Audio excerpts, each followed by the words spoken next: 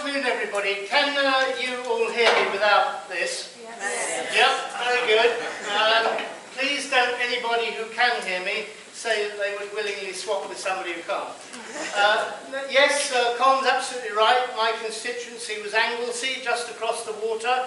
We used to come regularly over to Dunleary on the ferry. I was president of the Holyhead Festival, and we had a relationship with the Dunleary Festival, and for a publicity stunt, one day the president of the Dunleary Festival and I got on the ferry in Holyhead, and when we were told we were halfway across by the captain, we got all the journalists there and we signed an eternal friendship pact between our two countries, our two festivals and everything, right bang in the middle, on the border between Ireland and the United Kingdom.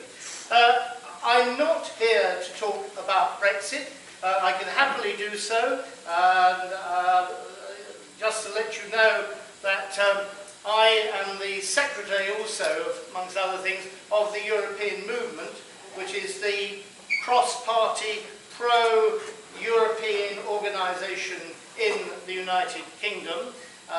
They have European movements in all European countries, so you know where my sympathies lie, and I am still optimistic that we might actually get to stop it altogether. It is a disaster as far as I'm concerned. It is the worst political decision in my lifetime. Our two daughters, who are around about the age of some of you here, they're mid-20s, they are incandescent with rage. They do not blame me or my wife personally, because they know which way we voted, but they blame my generation for having stolen their birthright, having stolen their future. Their future is in Europe. They are Europeans. They understand and believe in the roaming child, being able to roam free in Europe. Our younger daughter has got friends who are at school with her who live in Berlin. She thinks of nothing getting on a cheap airline flight and flying over to Berlin to have a weekend with her friends there. Is that all going to be in jeopardy? We don't know. But anyway, suffice it to say, in this audience, I don't suppose I'm going to find a single person who can think that once a country has become part of a greater alliance of nations in the interest of peace, it's a good idea for one of those nations to start splitting off. Well, we all had a very interesting visit to the battle site this morning. I found it fascinating, but this afternoon we are here to have our discussions, and our hope is about peace, and it is fitting, I think, that we should do so here where peace in the past has been so severely disrupted. Those who cannot remember the past are condemned to repeat it.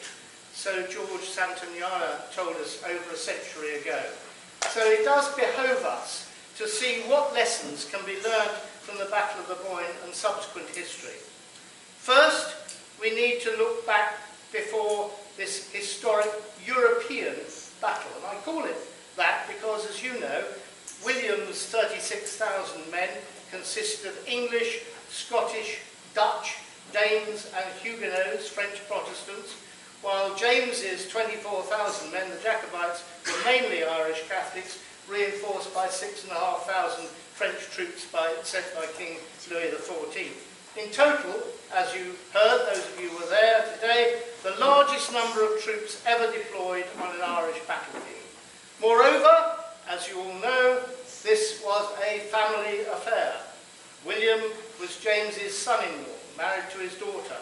And to add to a further complication of loyalties, William's second in command was the Duke of Schomberg, who had been born in Germany and had formerly been a Marshal of France, but being a Huguenot, was compelled to leave France in 1685 because of the revocation of the Edict of Nantes.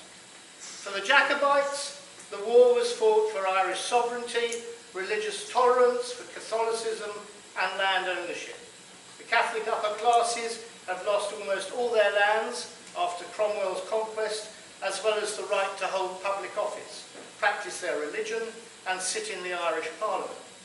They saw the Catholic King James as a means of redressing these grievances and securing the autonomy of Ireland from England. ends, under Richard Talbot, they had raised an army to restore James after the Glorious Revolution.